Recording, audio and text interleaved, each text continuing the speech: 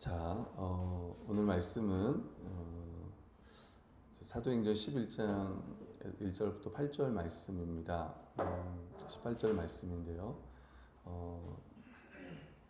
어떤 이야기냐면 크게 이야기하면 이제 예루살렘 교회 유대인들이 이방인들의 구원을 받아들이는 것. 이게 어찌 보면 메인입니다. 이제 베드로가 고넬료 가이사라에 있는 이제 고넬료의 집에 가서 복음을 전하고 그들과 함께 교제했습니다. 함께 식사도 했습니다. 이제 이것을 이제 문제 삼고 있는 거예요. 1절에 보면 유대에 있는 사도들과 형제들이, 그러니까 여기서 말하는 이 사람들은 유대 그리스도인들입니다. 이방인들도 하나님의 말씀을 받았다함을 들었어요. 어찌 보면 우리 장안의 화제라고 하듯이 엄청난 이슈였습니다. 핫 이슈. 이방인들도 성령을 받았대. 하나님의 말씀을 받았대. 엄청나게 큰 사건인 거예요. 우리가 생각할 때는 이게 그렇게 큰 사건이 아닌 것 같지만 유대인들의 입장에서 보면 제일 함께 할 수 없는 사람들, 하나 될 수 없는 사람들이 누구냐면 이방인들이었습니다. 율법 없이 자기 마음대로 죄를 짓고 살았던 사람들, 거룩한 삶을 살지 않은 그들을 향해서 이 사람은 항상 적대감을 가지고 있었던 거예요. 근데 사도 베드로가 지금 가가지고 복음을 전한 것을 문제 삼는 건 아니고, 읽어보면 알겠지만 들어가서 함께 먹었다는 거예요. 이방인의 집에 가서, 특히 무할레자의 집에 가서 함께 식사를 했다는 것을 이제 문제 삼고 있습니다.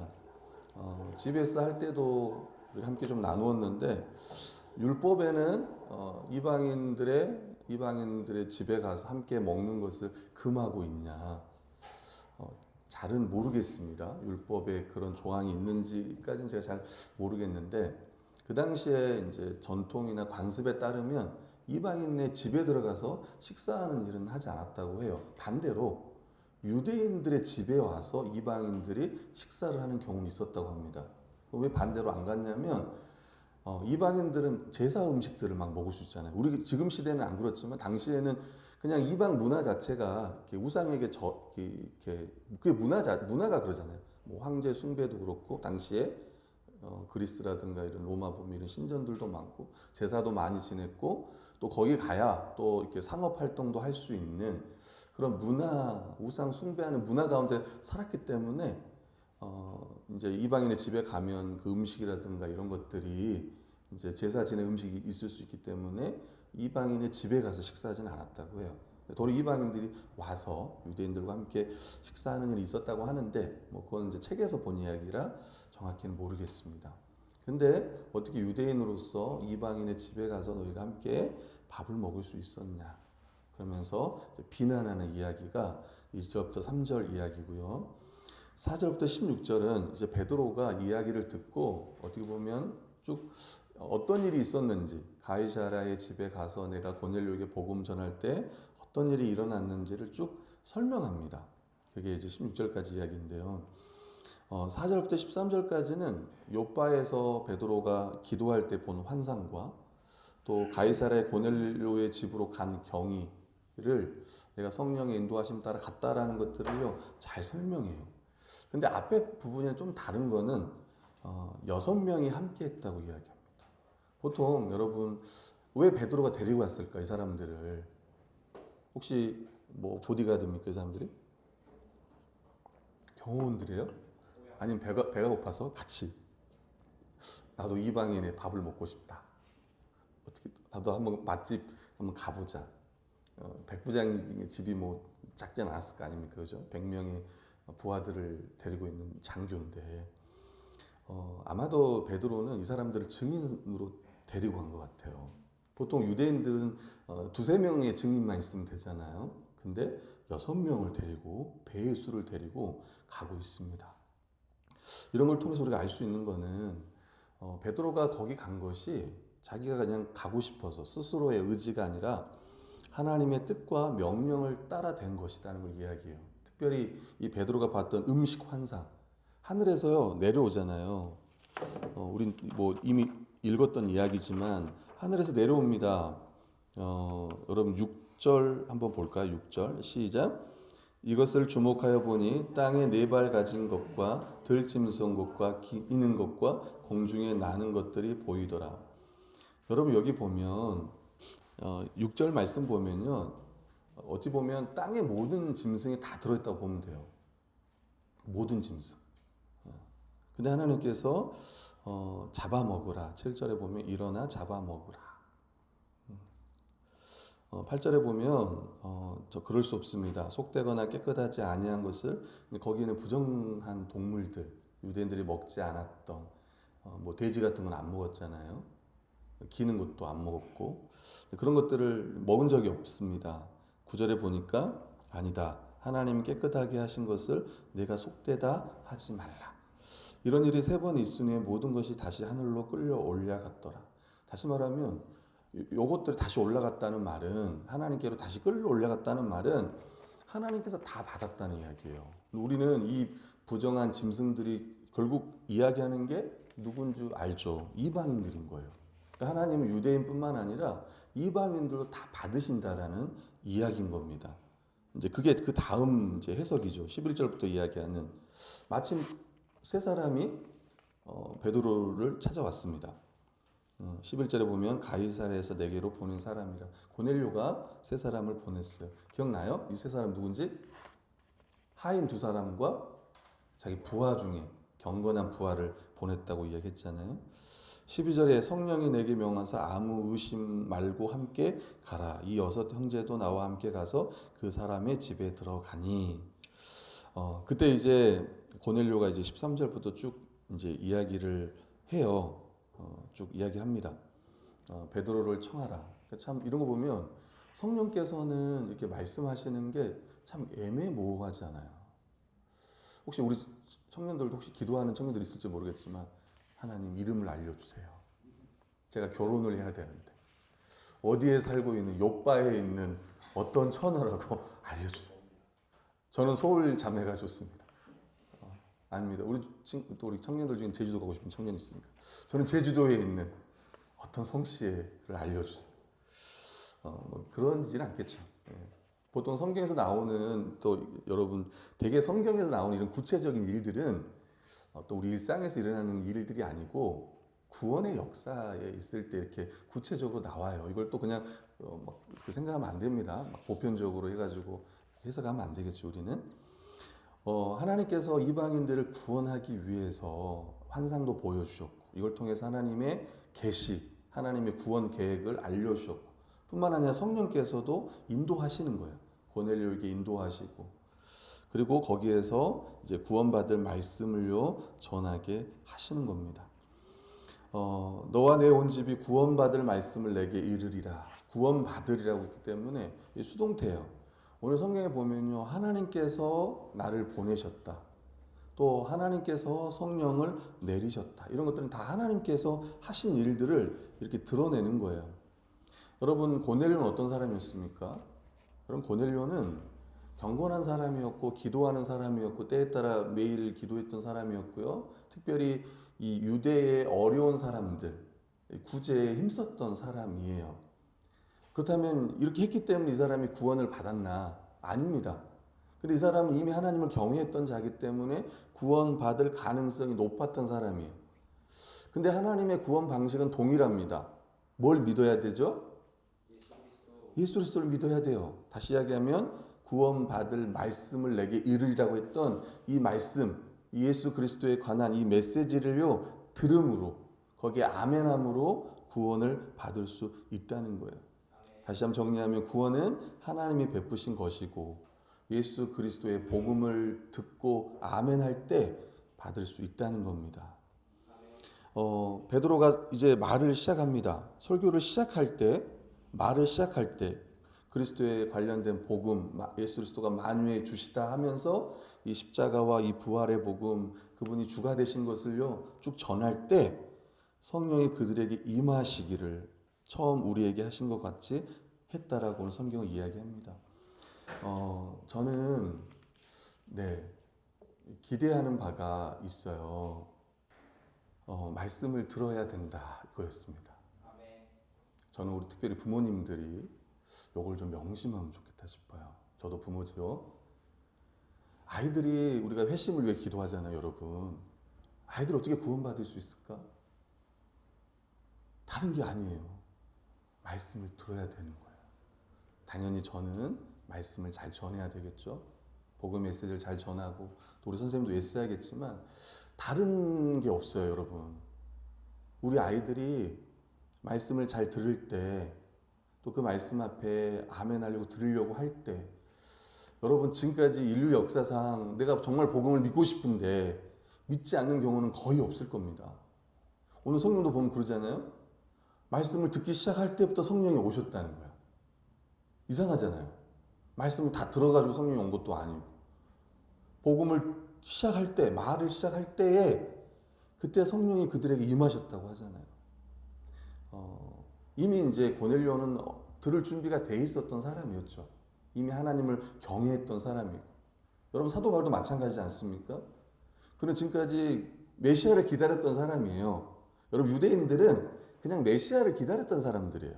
근데 그 메시아가 예수님이라는 걸 안 믿었던 거죠. 어떻게 메시아가 그 하나님의 저주를 받고 저 그 헬라 문화권에서 말하는 가장 극악 무도한 죄인을 죽이는 그 형틀의 메시아가 죽을 수 있겠냐? 어떻게 저가 메시아일 수 있겠냐? 받아들일 수 없었던 거예요. 그렇지만 유대인들은 하나님이 보내실 그리스도, 메시아를 기다렸던 거죠. 그리고 사도 바울은 깨달았던 거죠. 아, 예수 그리스도가 나의 죄 때문에, 우리의 죄 때문에 십자가에 달려 못 박혔구나. 하나님의 저주를 다 받았구나. 우리 인간은 어느 누구라도 한 사람도 모든 율법을 다 지킬 수 없구나. 나는 그동안 율법을 잘 지켰다고 생각했지만 아니었네. 나는 모든 율법을 다 지킬 수 없는 하나님 앞에 저주받을 자였구나. 그 저주를 예수 그리스도가 대신 받았구나를 깨달았던 거죠. 여러분 이렇게 믿을 때 성령께서 오셨던 거예요. 근데 동일합니다. 유대인들도 마찬가지였어요. 그 제자들도. 사도행전 10장 44, 46절에 보니까 어떻게 성령이 오셨냐면 성령이 말씀 듣는 모든 사람에게 내려오셨어요. 여러분 그 중에는 모르겠어요. 이게 말하면 좀 그렇지만 열심히 들었던 사람도 있을 거고 좀 덜 열심히 들었던 사람도 있었을 것 같아요. 이 사도행전 2장에 보면 오순절 날에 120명의 성도가 모여서 10일 동안 기도했잖아요. 마가의 다락방에서. 그때 어떤 사람은 뜨겁게 기도한 사람도 있었을 거고 어떤 사람은 눈을 뻐끔뻐끔 하면서 자면서 기도했던 사람도 있을 거예요. 또 생각나네요. 잠하니까 생각나네요. 제가 수요 예배 시간에 청년 때 자고 있었습니다. 중간에서. 갑자기 담임 목사님이 한 말씀 하셨어요. 교회는 여관이 아니야! 그러니까 잠자는 곳이 아니라고 돌려서 이야기를 하시는 거죠. 깜짝 중간에 깨서 설교를 들었던 기억도 있습니다. 또 우리 선배들 많이 그랬잖아요. 여러분. 앞에는 뭐예요?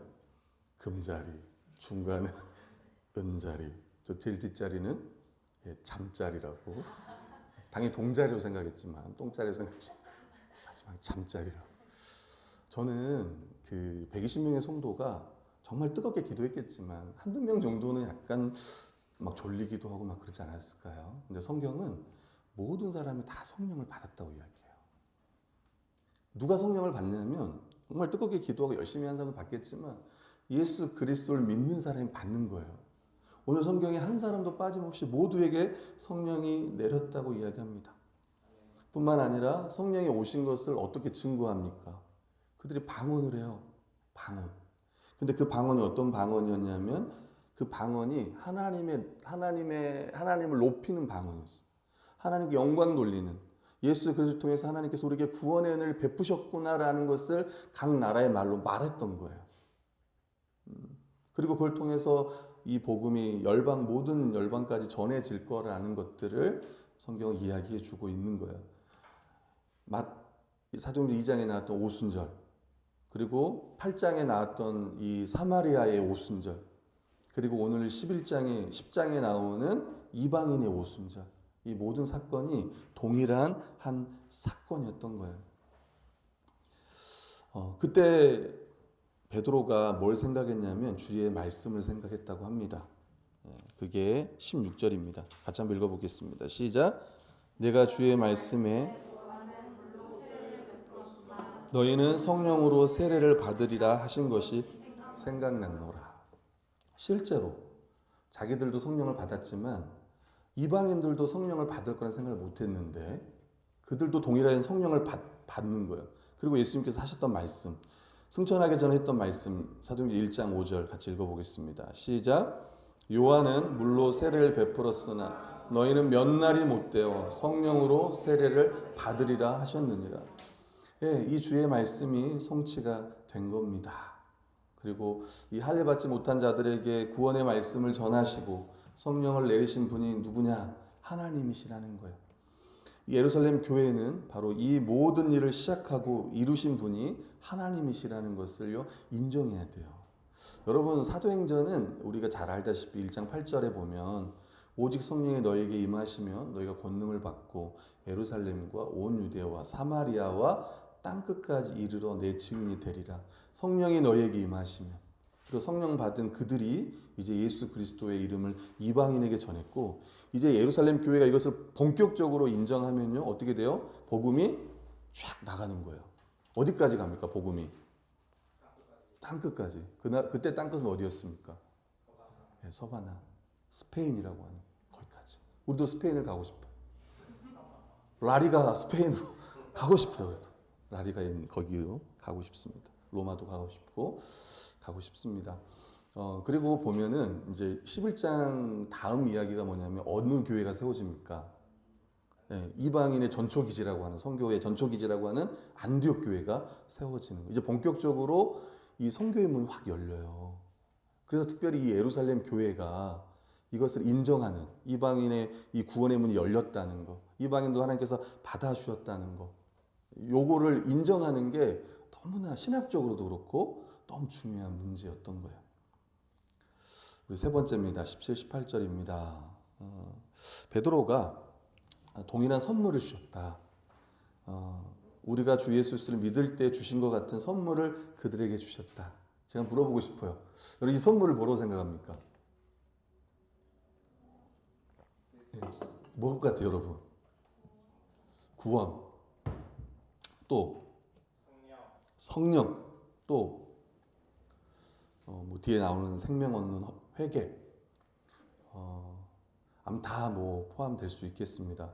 근데 뭐 앞에 걸 받으면 성령을 받는 게 좀 더 자연스러울 것 같기는 합니다. 내가 누구에게 하나님을 맡겠느냐? 하나님께서 이렇게 하셨다면, 그들에게 이렇게 이방인에게도 동일한 선물을 주셨다면 우리가 누구한테 그걸 맡겠느냐? 만약에 이걸 비난하거나 이걸 거부한다면 하나님을 막는 것과 같다, 이렇게 얘기하고 있습니다. 이것을 듣고요, 이 처음에 이렇게 비난했던 사람들이 잠잠해요. 그리고 하나님께 영광을 돌리며 말하는 거예요. 그러니까 가장 큰 건 뭐냐면 성령이 오셨다는 것 때문에 그래요. 이방인들도 성령을 받았다는 것이, 이것을 인정할 수밖에 없는 거예요. 이것을 하나님께서 이 구원의, 이방인에게도 구원을 열어주셨구나. 그리고 뭐라고 얘기합니까? 하나님께서 이방인에게도 생명 얻는 회개를 주셨도다, 이렇게 얘기합니다. 사도행전 5장 31절 같이 한번 읽어보겠습니다. 시작. 이스라엘에게 회개함과 제사함을 주시려고 그를 오른손으로 높이사 임금과 구주로 삼으셨느니라. 그럼 보통 우리가 회개하라, 그럼 실제로 우리가 예수 그리스도를 믿고 회개하라, 돌이켜라, 아버지께로 돌이켜라, 예수 그리스도를 믿어라.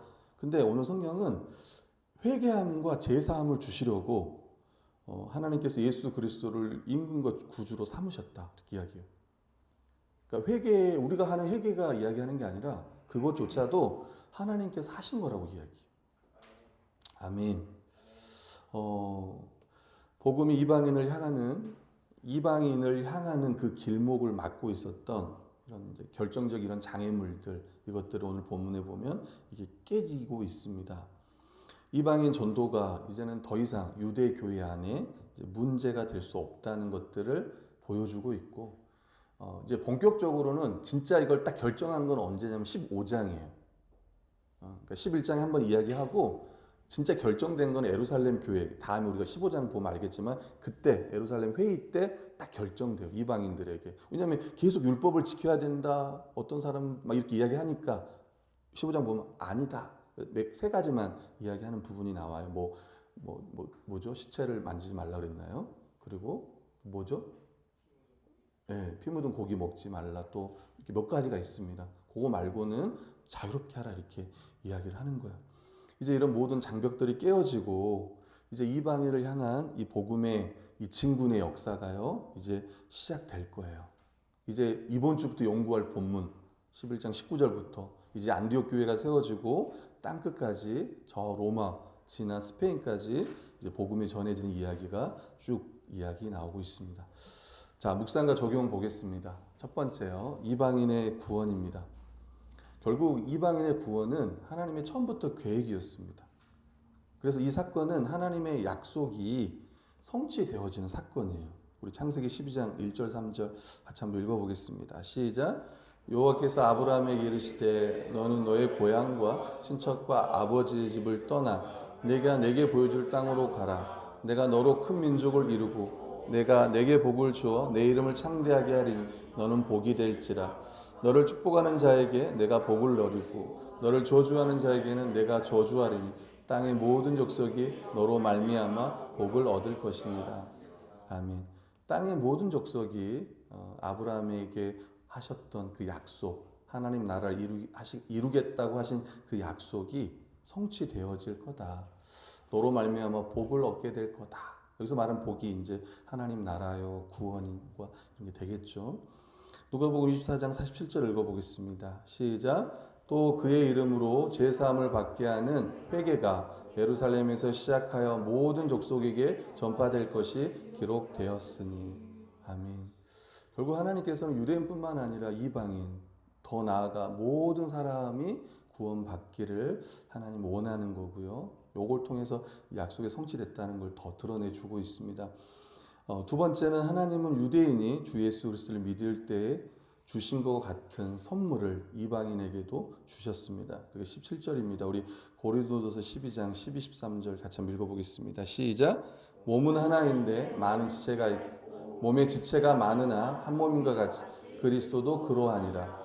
우리가 유대인이나 헬라인, 종이나 자유인이나 다 한 성령으로 세례를 받아 한 몸이 되었고 또 다 한 성령을 마시게 하셨느니라. 아멘. 교회 안에 몸은 하나인데 많은 지체가 있습니다. 마찬가지로 우리가 하나지만 또 유대인도 있고 헬라인도 있고 또 종도 있고 자유인도 다 있지만 우리가 한 성령으로 세례를 받아 한 몸이 되었다. 여러분 이게 참 중요해요. 여러분 우리가 예수 그리스도를 믿는다고 할 때 우리가 그리스도와 연합 얘기하잖아요. 그리스도와 연합. 믿음으로 말미암은 그리스도와 연합하면 삼중 연합을 이야기해요. 그분의 십자가와 연합됐어요. 그래서 우리가 함께 죽어요. 그 다음에 뭐와 연합됐어요? 그분의 부활과 연합이 돼요. 그래서 함께 살아요. 함께 새 생명을 얻습니다. 뿐만 아니라 세 번째가 뭐냐면 교회와의 연합이에요. 우리가 그리스도의 몸이잖아요. 내가 그리스도 안에 들어왔더니 거기 나 혼자만 있는 게 아니라 우리 모두가 거기 안에 있는 거예요.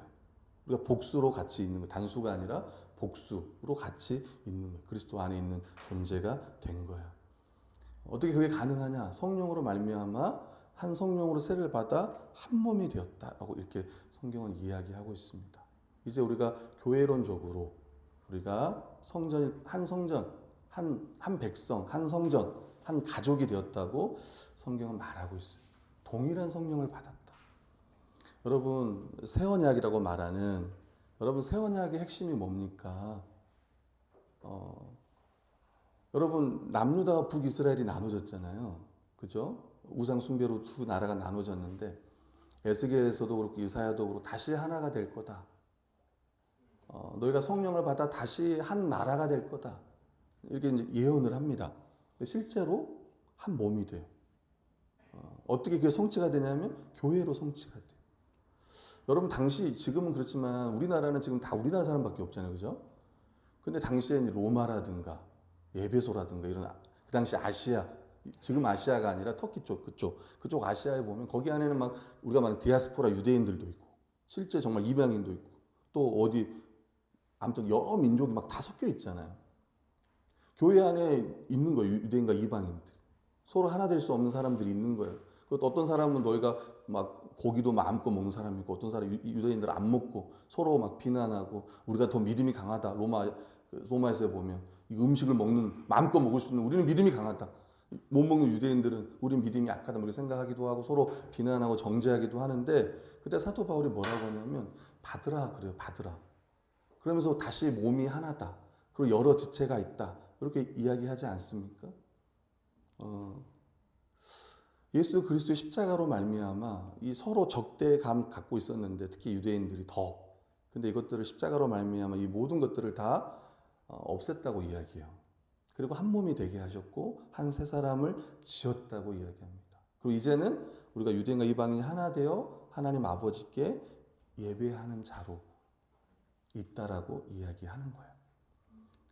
다른 사람들, 지역과 출신과 성과 이 모든 다른 사람들이 함께 동일한 성령을 받아 하나님을 예배할 수 있다는 것이 얼마나 큰 은혜인지 우리는 다시 한번 또 생각을 해봐야 돼요. 아멘. 여러분 성령 받았다는 이야기가 너무 큰 이야기입니다. 너무 큰 이야기. 하나님 구원의 역사에 있어서 성령이 오신 사건 그리고 성령이 우리와 함께 하신 이 사건은 그리고 이 성령은 안 나가잖아요. 우리가 영원히 함께 하시고 또 하나됨으로 계속 살아가게 하시는 분인 거예요.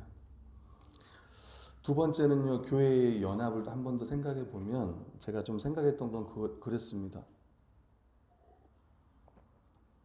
교회 안에 이방인이 있다는 생각을 좀 했어요. 교회 안에 이방인. 아니면 이방인처럼 여기는 일이 교회 안에 지금 많이 나타나고 있습니다. 누가복음 15장 1, 2절 한번 읽어볼까요? 시작.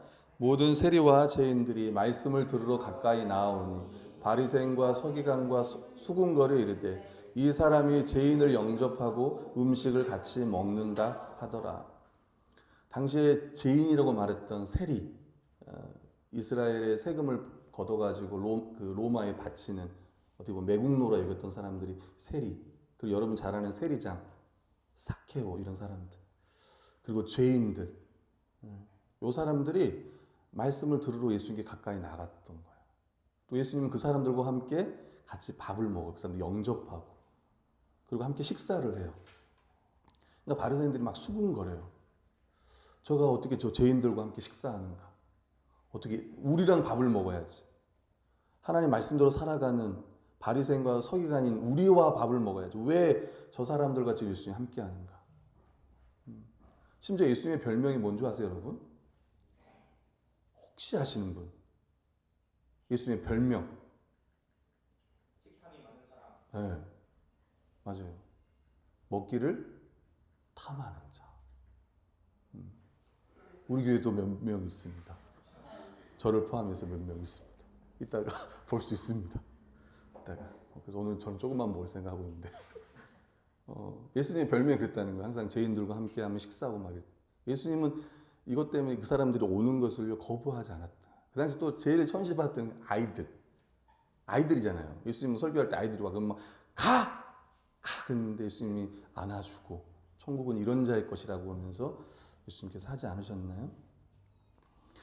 교회 안에 사실은 이제 실제로는 이제 우리 이제 어떻게 보면 인종 차별이라든가 여러 가지 또 얘기할 수 있겠지만 우리 교회 안에 적용해 본다면 실제로 우리 교회 안에 내가 이방인처럼 여기는 사람이 있지 않는가 생각해요.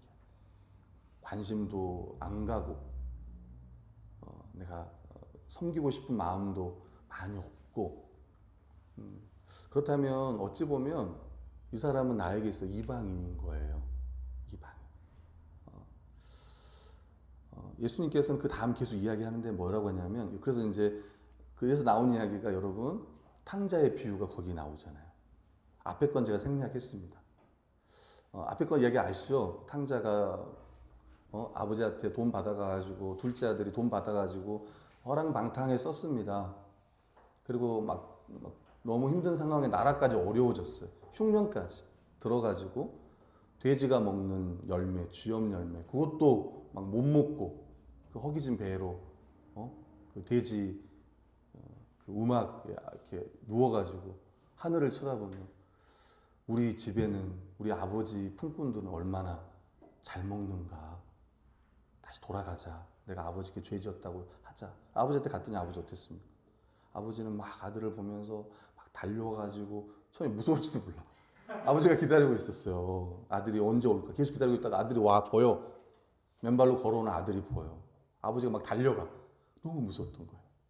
근데 그게 아니라 막 끌어안고 헤드락이었든지 그게 아니었어. 헤드락인 줄 알았더니 막 안고 뽀뽀하고 잘했다 그러고 살찐 송아지 잡으라 그러고 신발도 신기라 그러고 봄에로 신기라 그러고 또 좋은 신발 뭐 있습니까? 이런 거 신기라 그러고 가락지도 껴주고 다시 아들로서 회복시켜주고 그러니까 막 종들도 너무 기쁜 거죠. 잔치인 거예요. 종들도 맨날 잘 먹다가 그날 고기까지 먹을 수 있어요. 얼마나 큰 잔치입니까?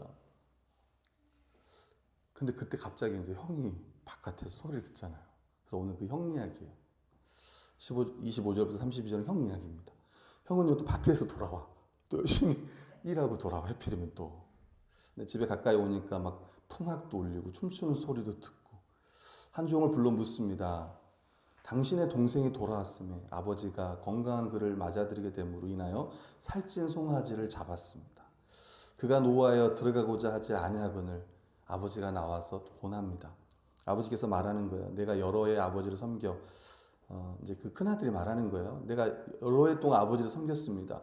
내게는 염소 새끼라도 주어 나와 내 벗으로 즐기게 하신 일이 없습니다. 아버지의 살림을 창녀들과 함께 삼켜버린 이 아들이 돌아오며 이를 위하여 살찐 송아지를 잡으셨나이다. 아버지가 말합니다. 너는 항상 나와 함께 있으니까 내 것이 다 내 것이다. 이 내 동생은 죽었다가 살아났으면 내가 잃었다가 얻었기로 우리가 즐거워하고 기뻐하는 게 마땅하다. 여러분 생각해 보세요. 그래서 어떤 사람은 말합니다. 진짜 이 집의 탕자는 누구냐? 어떤 사람들은 그래요. 누가 탕자예요? 둘째가 탕자인 거예요. 집에 있지만 아버지와 함께 하지만 그걸 누리지 못하는 거예요. 교회 안에 있지만 실제로 교회 안에 있지만 둘째 같은 아들들이 들어왔을 때 저 바깥에서 생명 없이 살았던 정말 궁핍과 이런 어려움 가운데 있던 죽음 가운데 있었던 아이가 이 사람이 돌아왔을 때 마땅히 생명 얻은 자로서 기뻐하고 막 환영하고 환대하고 해야 되는데 실제로는 그렇지 못한 거예요. 이방인이 뭡니까? 더 죄인 취급하는 거예요. 저 아들이 어떤 아들입니까? 우리의 재산을 다 허랑방탕에 다 허비했던 아들 아닙니까? 그러면서 어떻게 저 같은 아들을 위해서 그렇게 할 수 있습니까? 어찌 보면 이 모습이 우리의 모습인 것 같아요. 여러분이 아버지라면 어떻게 하겠습니까? 큰아들이 안 들어와요. 들어와라. 들어와라. 3번 부른다. 마지막이야. 들어와라. 안 들어와요. 여러분 어떻게 하겠어요? 제 생각에는 영화 같은 경우는 아마 달릴 겁니다. 큰아들 향해서. 발을 들고 달려갈 겁니다.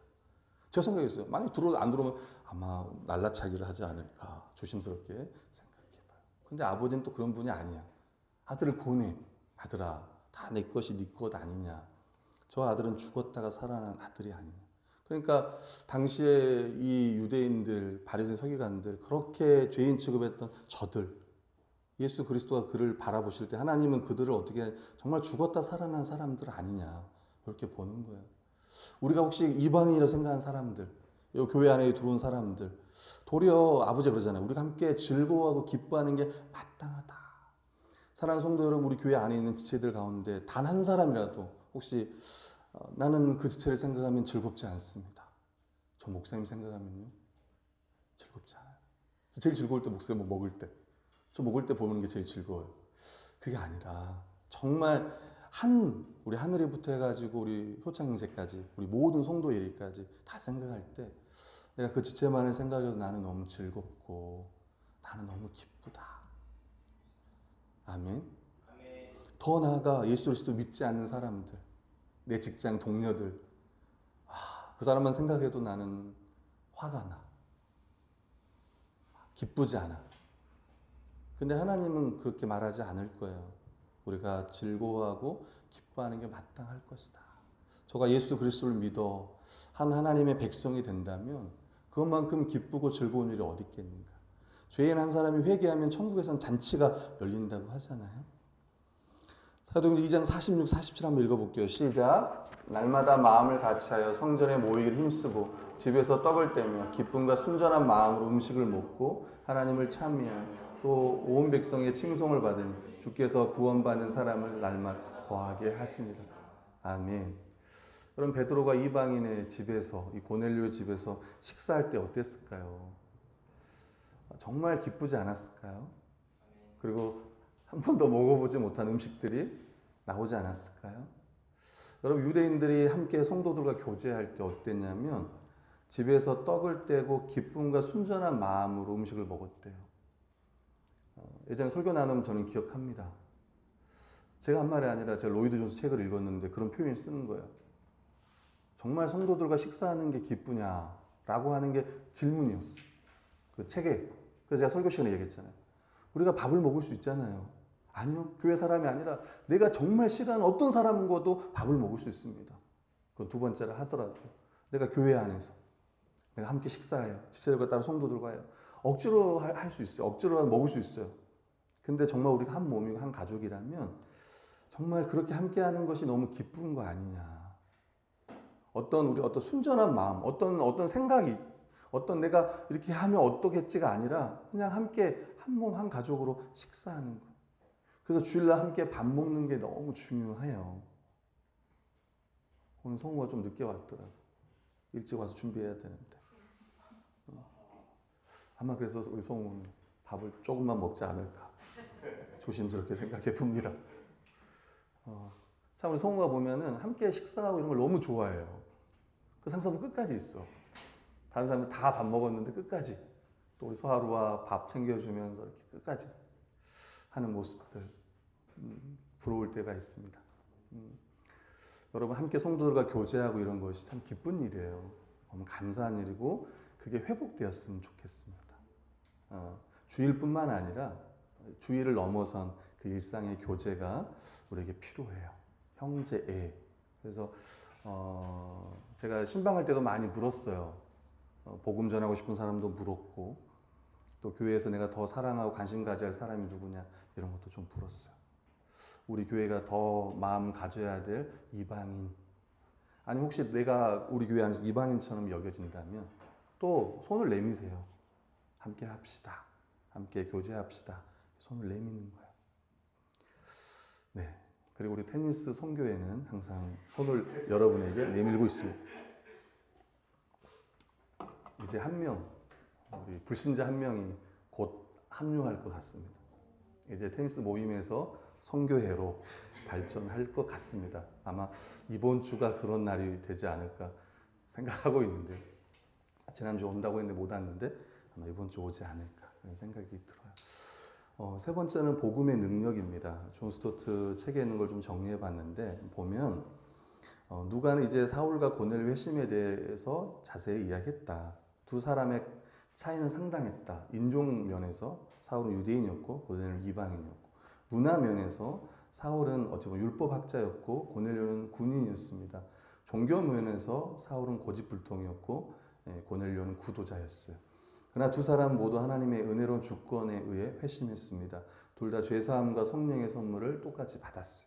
그리고 둘 다 세례를 받고 대등하게 그리스도의 가족으로 맞아들여졌습니다. 이 사실은 그리스도의 복음의 능력에 대한 증거이며 또 그 복음은 편견이 없다는 것에 대한 주목할 만한 증거이다라고 존 스토트는 기록하고 있습니다. 바로 이게 복음의 능력입니다. 기도하겠습니다.